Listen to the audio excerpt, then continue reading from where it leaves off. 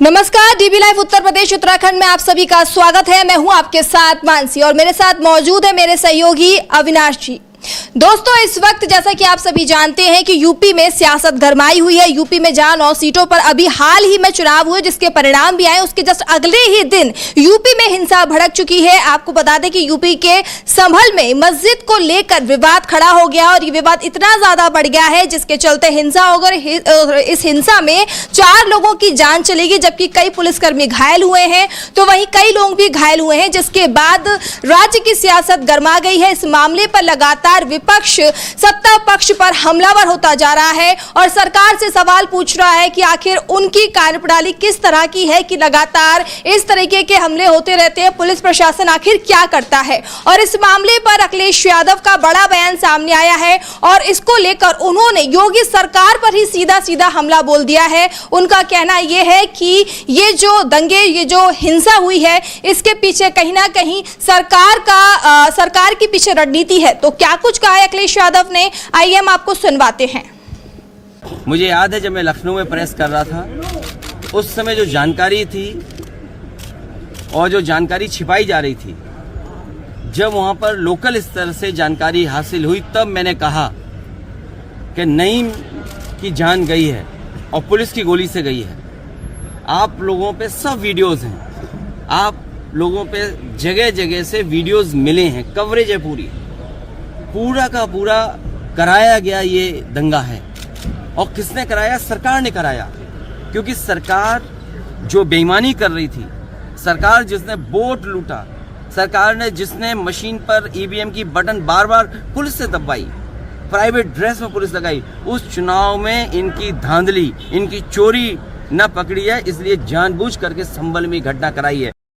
तो देखा आपने, सीधे सीधे अखिलेश यादव ने योगी सरकार पर बड़ा हमला बोला है और उनका कहना यह है कि ईवीएम और वोट के मुद्दे से लोगों का ध्यान भटकाने के लिए ये दंगे करवाए गए हैं, ये हिंसा यहां भड़काई गई है। ऐसा आरोप अखिलेश यादव की तरफ से साफ तौर पर लगाया गया है। इस मुद्दे पर अखिलेश यादव का जो बयान है, इस पर हम अपने सहयोगी से बात करना चाहेंगे। अविनाश जी, लगातार योगी सरकार घिरती जा रही है। विपक्ष का ये आरोप है कि संभल में जो हिंसा हुई है, इसके पीछे कहीं ना कहीं सरकार का हाथ है। वो ये चाहती है, क्योंकि वोटिंग जिस तरीके से हुई थी उस दौरान भी काफी ज्यादा ऐसी तस्वीरें सामने आई थी, जो मुस्लिम बहुल क्षेत्र कह सकते हैं कि विशेष वर्ग के लोग थे जो समाजवादी पार्टी को वोट करने जा रहे थे, उन्हें वोट करने से रोका गया था, जिसका असर कहीं ना कहीं समाजवादी पार्टी की सीटों पर भी पड़ा। और ऐसा आरोप समाजवादी पार्टी की तरफ से लगाया जा रहा है और इस पर ध्यान हटाने के लिए ये दंगे भड़काए गए हैं।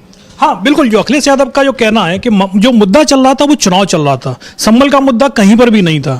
20 तारीख को 9 सीटों पर उपचुनाव के लिए वोटिंग होती है और उस दौरान जो वीडियोस फुटेज आते हैं, पूरे दिन भर जो वीडियो फुटेज आते रहते हैं टीवी चैनलों पर, तो वो वीडियो फुटेज काफी हद तक दिखाई नहीं गए हैं, कुछ एक वीडियो फुटेज दिखाए गए हैं। उसमें साफ साफ देखा जा रहा था कि पूरा प्रशासन एक वर्ग विशेष को वोट डालने से रोक रहा है।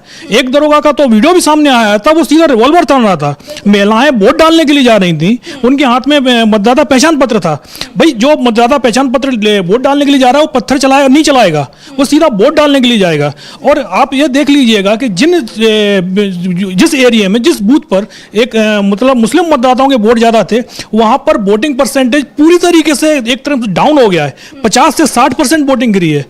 अभी जो चुनाव आयोग की वेबसाइट पर जो आंकड़े दिए हुए हैं, जिसको अंदर की विधानसभा सीट है, वहां 65% आबादी मुस्लिमों की है और उस सीट को 1.5 लाख वोटों से बीजेपी का कैंडिडेट चुनाव जीतता है। समाजवादी के जो प्रत्याशी हैं समाजवादी पार्टी के, उनको 15% वोट, 16% वोट भी नहीं मिल पाते, उनकी डिपॉजिट चली जाती है, जबकि उस सीट से लगातार समाजवादी पार्टी चुनाव जीत रही थी। और कुंदरगी का जो आया है, जो वोटिंग परसेंटेज, जो क्योंकि चुनाव आयोग राउंड बाई राउंड उसके काउंटिंग के परिणाम घोषित करता है, तो आप ये देखिएगा कि जिन पोलिंग बूथों पर आबादी या तो मिक्स आबादी थी या जो वहां पर अपर कास्ट के मतलब हिंदुओं को आबादी थी, तो वहां पर वोटिंग परसेंटेज 60, 65, 70 तक गया है।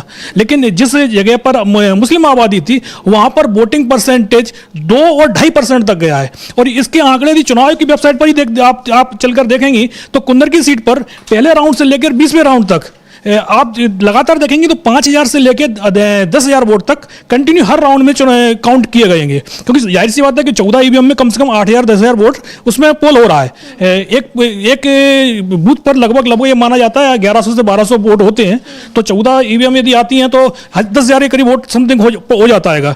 तो हर राउंड में 8,000 10,000 8,000 10,000 की काउंटिंग चल रही है।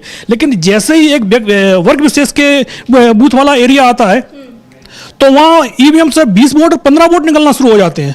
ये हालत ये थी कि जैसे 32वां राउंड जब आता है तो उस पर सिर्फ 773 वोट की काउंटिंग होती है, जबकि उससे पहले 8वें राउंड में 9,000 वोट गिने जाते हैं, 7वें राउंड में 9,000 वोट गिने जाते हैं, 33वें राउंड में सिर्फ 200 वोट गिने जाते हैं, 34वें में संख्या 576 होती है, 35वें में 701 होती है। यानी आपने वोट डालने ही नहीं दिया। और उसके बाद ये कहा गया कि भाई मतलब ये जिस तरीके से हमने रामपुर चुनाव जीता था, ये रामपुर स्टाइल में हमने चुनाव जीत लिया। रामपुर में भी क्या किया था? रामपुर में भी यही किया गया था। रामपुर में लोगों को घर से नहीं निकलने दिया गया। यहाँ आपने बैरिकेड्स लगा के लोगों को रोका कि आप पूरे क्षेत्र में किसी के मतदाता पर उंगली पर स्याही का निशान नहीं है, वोट किसी ने नहीं डाला है, लेकिन वोटिंग परसेंटेज 50 से ज्यादा हो गया। और उसके बाद जो परिणाम आना था वो परिणाम आ गया। अब जब इसको लेकर जबरदस्त तरीके से विवाद उत्पन्न हुआ, समाजवादी पार्टी ने कह दिया कि भाई हम कोर्ट में भी जाएंगे इस मामले को लेकर, तो अचानक संभल का मामला सामने आ जाता है। तो संभल का मामला जो आया है वो भी कोई पुराना मामला नहीं था। 20 तारीख को वोटिंग होती है, उससे ठीक एक दिन पहले 19 तारीख को संभल में मस्जिद को लेकर एक याचिका दायर होती है और कहा जाता है कि ये जो मस्जिद है ये मस्जिद नहीं है बल्कि ये हरिहर मंदिर है और इसको बाबर के समय पर इसको तोड़कर मस्जिद बना दी गई। इससे पहले इसका इस तरीके का कोई विवाद नहीं होता है। 19 तारीख को कोर्ट इस पर सुनवाई करता है और सबसे बड़ी बात तो ये है कि याचिका आती है तो उसका एक प्रोसीजर होता है कि भाई जिसके खिलाफ आपने याचिका लगाई है उसको सबसे पहले नोटिस जारी होता है। उसके बाद नोटिस जारी करने के बाद एक तारीख होती है, उस तारीख पर सुनवाई शुरू होती है। लेकिन इस मामले में कोई नोटिस जारी नहीं किया गया। याचिका आती है, उस एक पक्ष के वकील आते हैं, कोर्ट बैठती है और याचिका पर सुनवाई शुरू हो जाती है। 2.5 घंटे तक सुनवाई चलती है। 19 तारीख को मतलब जिस 20 तारीख को वोटिंग होती है, 19 तारीख को एक दिन पहले याचिका आ जाती है और उस पर कोर्ट पर सुनवाई भी शुरू हो जाती है। 2.5 घंटे की सुनवाई होती है और कोर्ट की तरफ से फैसला दे दिया जाता है सर्वे का। मतलब जिसके खिलाफ फैसला दिया गया है उसको अभी ये पता ही नहीं है कि भाई इस तरीके का कोई एक फैसला आ भी गया है कोर्ट का। उनको तब पता चलता है जब शाम के समय पर एएसआई की टीम मस्जिद पहुंच भी जाती है। मतलब नोटिस वगैरह कुछ भी है, मतलब पता ही नहीं चल पाया और इतनी जल्दी याचिका पर सुनवाई हुई और सर्वेक्षण कार्रवाई के लिए पहुंच भी जाते हैं। मतलब हाँ, 19 तारीख को मतलब याचिका आती है, उस पर सुनवाई होती है, फैसला आता है और उस पर कार्रवाई भी शुरू हो जाती है। 19 तारीख की शाम को एएसआई की टीम मस्जिद पहुंच जाती है सर्वे के लिए ऑर्डर लेके। तब मस्जिद कमेटी के लोगों को पता चलता है कि इस तरीके का एक आदेश मतलब यहाँ सीनियर डिवीजन की अदालत से निकल गया है। तो जब कोर्ट का आदेश लेकर एएसआई की टीम पहुंचती है तो वो लोग कुछ नहीं बोलते हैं। उनको बाकायदा कुछ लोग इकट्ठे भी हो जाते हैं, भाई एकदम से ये टीम कैसे आ गई है सर्वे के लिए। तो जब कुछ लोग आ जाते हैं तो वो जब कहा जाता है कि नहीं भाई कोर्ट का आदेश है, तो मस्जिद कमेटी के लोग उनको कोऑपरेट करते हैं कि भाई आपको वीडियोग्राफी जो करानी है वो कराइए, क्योंकि कमेटी की तरफ से भी सोचा उस पर भी कार्रवाई शुरू होती है कि भाई हमें इसको आदेश के कुछ चुनौती देनी है। कि भाई उनको तो पता ही नहीं था कि भाई किस तरीके का कोई आदेश निकल आएगा। बहुत जल्दबाजी में किया गया। कहीं ना कहीं जो विपक्ष आरोप लगा रहा है कि वोट से और जो भी वोटों में धांधली की गई है उससे ध्यान भटकाने के लिए जल्दबाजी में ये फैसला लिया गया और सर्वे कराने के आदेश दे दिए गए। हाँ बिल्कुल, क्योंकि चुनाव को लेकर तो शुरुआत से ही कहा जा रहा था कि इस बार योगी आदित्यनाथ के लिए उपचुनाव जो लोकसभा चुनाव हुए थे उससे भी ज्यादा मुश्किल है ये उपचुनाव, क्योंकि जिन सीटों पर उपचुनाव हो रहे थे उन सीटों पर समाजवादी पार्टी का जबरदस्त स्ट्रांग होल्ड है। वो विधानसभा चुनाव भी वहां पिछली बार जीती थी, लोकसभा चुनाव पर भी वहां पर समाजवादी पार्टी की जबरदस्त लीड थी और बीजेपी को एहसास था कि यहां से चुनाव नहीं जीत पाएंगे। और यह कहा जा रहा था कि जब लोकसभा चुनाव में बीजेपी को हार मिली तो उसके बाद ही योगी आदित्यनाथ को हटाने की बात चल रही थी। लेकिन बीजेपी हाईकमान को पता था कि अभी जिसको भी हम सीएम बनाते हैं और उपचुनाव जो 9 सीटों पर होने वाले हैं यहां पर बीजेपी को जीत मिलनी नहीं है, तो फिर एक डिमांड ये उठेगी कि योगी आदित्यनाथ को हटाने के लिए ये लोगों का, पब्लिक का ये गुस्सा है जिससे उससे बीजेपी चुनाव हार गई। तो इस चीज को लेकर तो लगातार बोला जा रहा था कि उपचुनाव के परिणाम जब जैसे ही घोषित होंगे और उसमें बीजेपी की हार तय है, उसके बाद योगी आदित्यनाथ के खिलाफ जो बीजेपी हाईकमान है वो एक्शन लेगा और उनकी जगह किसी और को सीएम बना दिया जाएगा। लेकिन और इसीलिए क्योंकि सीट बचानी थी, अपनी कुर्सी बचानी थी, और उसके लिए पूरी ताकत झोंक दी गई प्रशासन से कि भाई सीट किसी भी तरीके से जीतनी है। और आपने देख लिया रिजल्ट कि जो दिखाई दे रहा था कि कम से कम 7 से 8 सीटें समाजवादी पार्टी को मिलेंगी, उसकी जगह बीजेपी और उनका गठबंधन 7 सीटें जीत गया, जबकि समाजवादी पार्टी सिर्फ 2 सीटों पर सिमट गई। और वो भी 2 सीटें ऐसी हैं जिन पर बीजेपी के पिछली बार करीब 30-35 साल से जीती नहीं है। हाँ, और वहाँ पर भी कोशिश तो पूरी की गई वहाँ पर भी, लेकिन वहाँ उतना नहीं हो पाया, क्योंकि वो जो सीट हारे हैं उसमें से एक सीट तो अखिलेश यादव की सीट थी, करल की सीट थी, क्योंकि वहाँ पर क्योंकि जो वोट मिले थे वो हिंदुओं के वोट से वो चुनाव जीत गए थे। उनको तो आप वोट को रोक भी नहीं सकते, आपको खुद ही नहीं पता, आप आइडेंटिफाई नहीं कर पाएंगे ये वोट किसको दे रहा है। लेकिन आपको ये पता है एक वर्ग विशेष को लेकर कि ये वोट हमको नहीं मिलेगा, तो उसको आपने कुंदरकी में रोक दिया। तो और उसका परिणाम आपको सामने दिखाई दे गया कि भाई एक बूथ पर 2 वोट डल रहे हैं, तो दूसरे बूथ पर जाकर आप देख रहे हैं तो 1000 वोट डल रहा है। तो क्योंकि सीधा वहां रोका गया, और इसलिए 1.5 लाख वोटों की, जिस सीट पर बीजेपी 30 साल से चुनाव नहीं जीती है, उस सीट पर वो 1.5 लाख वोटों से चुनाव जीत जाती है। तो अब जब इस बवाल को थामने के लिए अचानक ही संभल का प्रकरण निकल आया, एक ही दिन में इतनी तेजी से कार्रवाई हुई है, संभवतः भारत के इतिहास में इस तरीके से कोई कार्रवाई नहीं हुई होगी।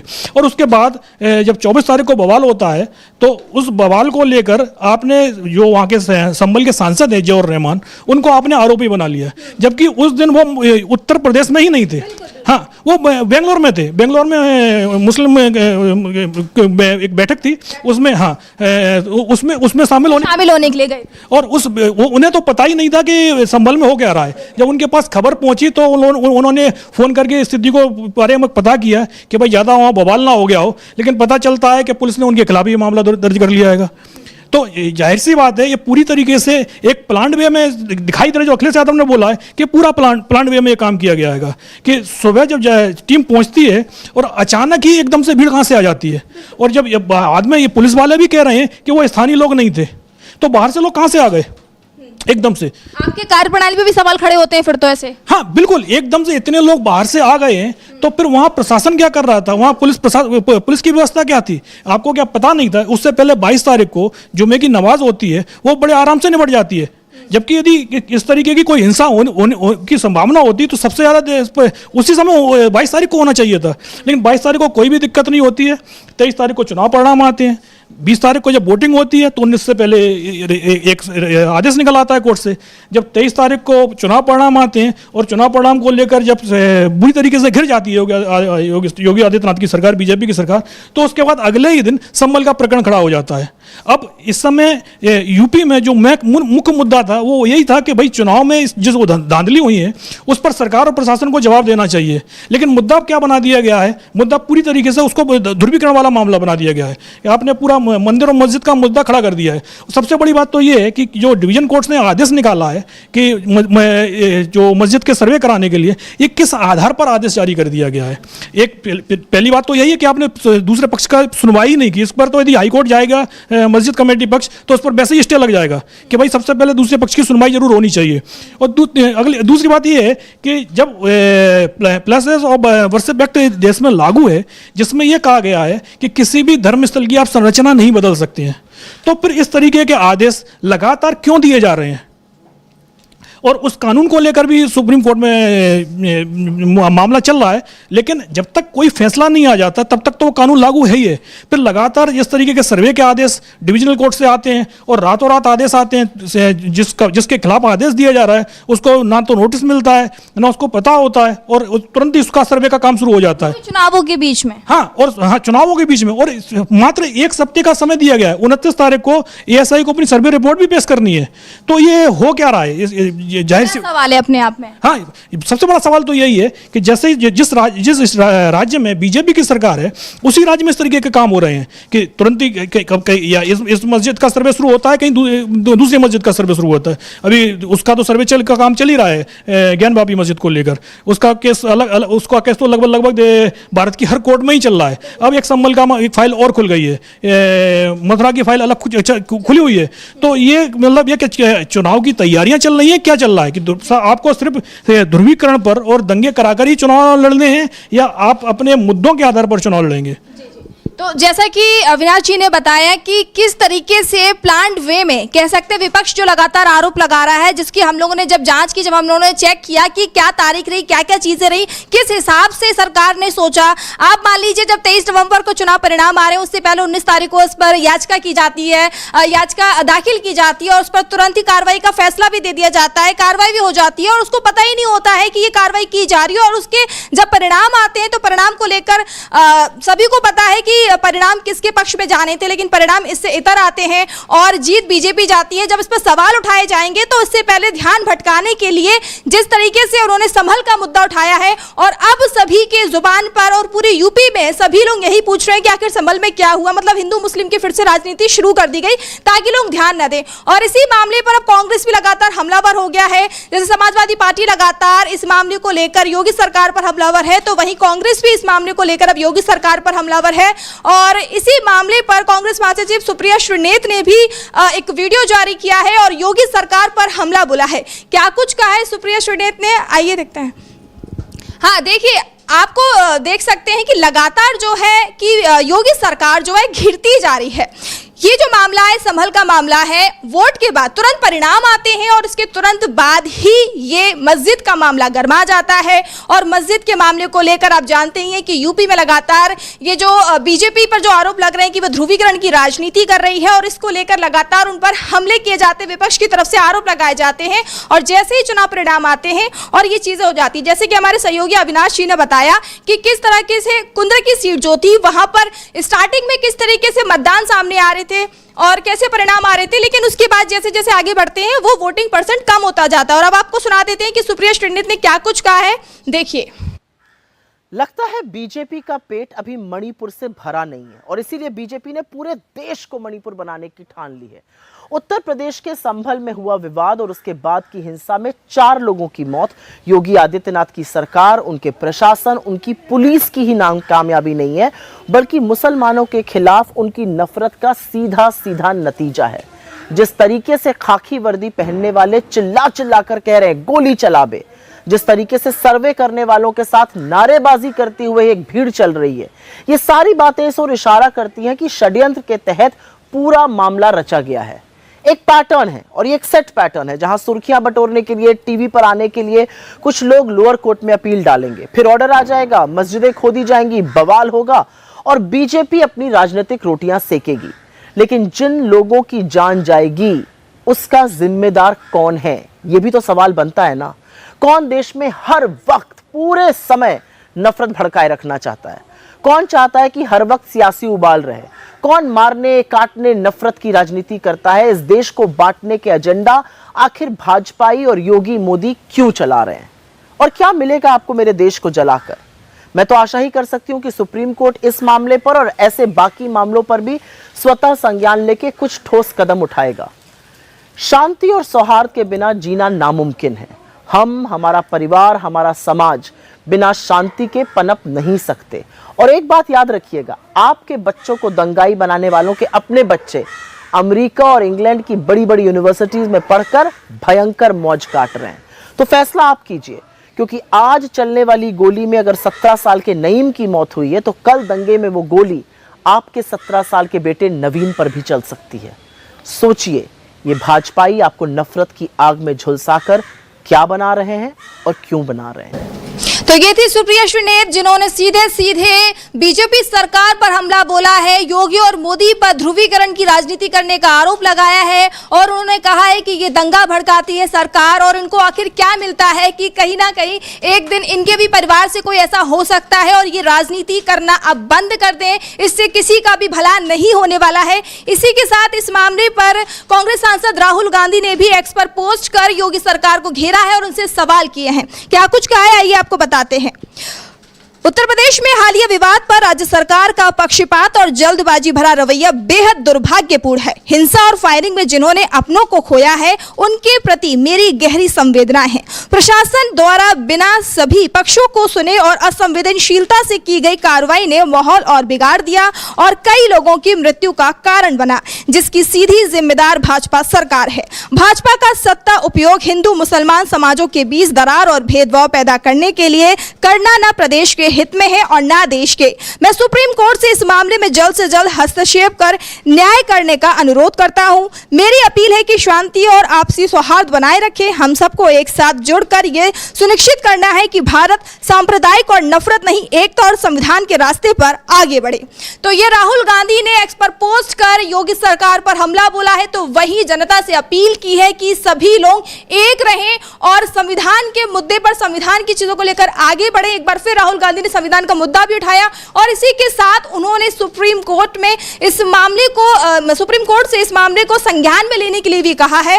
अविनाश जी, क्या कहना चाहेंगे? अब इस मामले में योगी सरकार घिर गई, कहीं ना कहीं कह सकते हैं कि अपने ही जाल में वो अब कहीं ना कहीं घिरती दिख रही है। क्या लगता है ये मामला और किस हद तक आगे जा सकता है? हाँ, बिल्कुल, सवाल तो सरकार से भी है और सबसे बड़ी बात तो ये है कि योगी आदित्यनाथ ही के पास ही गृह मंत्रालय भी है, तो सब उनसे भी सवाल पूछे जाएंगे कि उनके राज्य में इस तरीके की हिंसक घटनाएं क्यों हो रही हैं। आपको पता था कि आप मस्जिद का सर्वे करने के लिए जा रहे हैं, यदि आपको पता था कि भाई बाहर से लोग बाग आए हैं, जैसा कि प्रशासन का कहना है कि बाहर से लोग आए थे, इतनी बड़ी संख्या में बाहर से अचानक लोग नहीं आ सकते और इतनी भारी संख्या में लोग आ रहे हैं, तो आपके पास में इसकी सूचना होनी चाहिए। और अगर इस तरीके की कोई भी सूचना थी तो फिर आपने उस सुरक्षा का उतना बंदोबस्त क्यों नहीं किया? 22 तारीख को जब जिस दिन जुमे की नमाज होती है, उस दिन तो आप 7-8 थाने की पुलिस वहाँ जुटा लेते हैं, तैनात कर देते हैं, ठीक है, कि जब आपको पता था कि आज कुछ होने वाला नहीं है। लेकिन जिस दिन मस्जिद में सर्वे के लिए टीम पहुंचती है, सरकार प्रशासन के पास में इस तरह की कोई सूचना होती है कि बाहर से लोग आए हैं, तो फिर उस समय आप लोग क्या कर रहे थे? उस समय क्या था, पुलिस की व्यवस्था नहीं हो सकती थी? और यदि व्यवस्था हो जाती शहर में, आज की तारीख में अगले दिन सरकार, पुलिस का कहना है, प्रशासन का कहना है, सरकार का कहना है कि हमने वहाँ पर स्थिति को, लॉ एंड ऑर्डर पूरी तरीके से मेंटेन है, स्थिति शांतिपूर्ण है, तो ये काम तो आप एक दिन पहले भी कर सकते थे। एक दिन पहले यदि आपने वहाँ पुलिस बंदोबस्त से ठीक कर लिया होता तो इस तरीके की दिक्कत नहीं आती। सर्वे के आदेश तो वाराणसी के लिए भी दिए गए थे और वाराणसी पर तो एक तरीके से पूरे देश की निगाहें लगी हुई थी, लेकिन वहाँ इस तरीके की तो कोई भी घटना नहीं हुई। संभल में यह घटना क्यों घटी?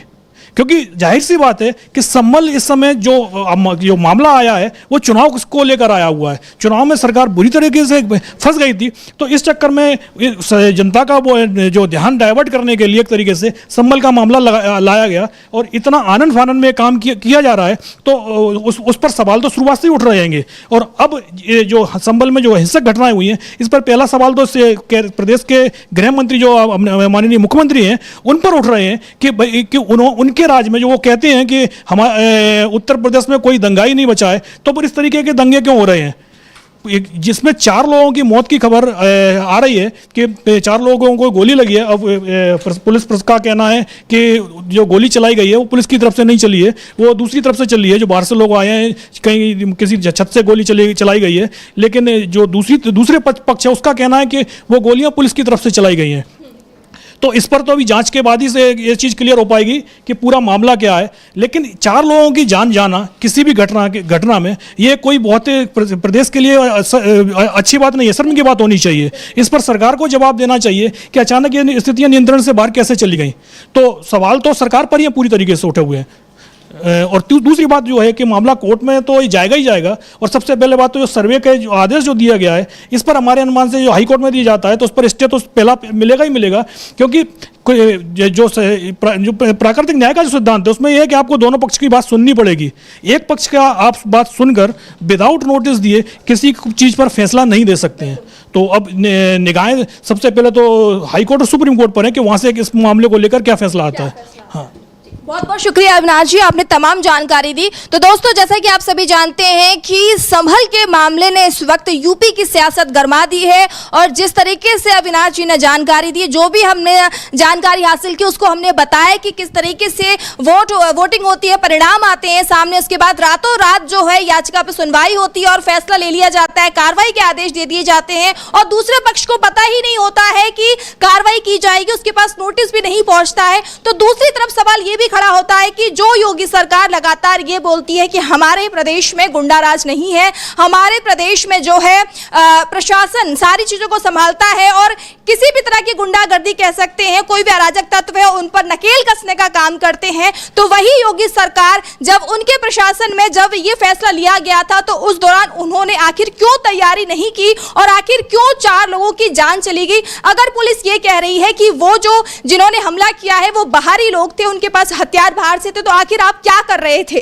तो ये तो खैर जांच का विषय है और इसके जांच के बाद ही पता चल पाएगा कि आखिर ये मामला है क्या और जो विपक्ष आरोप लगा रहा है कि ये सोची समझी साजिश है या नहीं, ये तो कुछ दिनों बाद पता ही चल जाएगा। तो दोस्तों आज हमारे इस कार्यक्रम में इतना ही। कल फिर मुलाकात होगी एक नई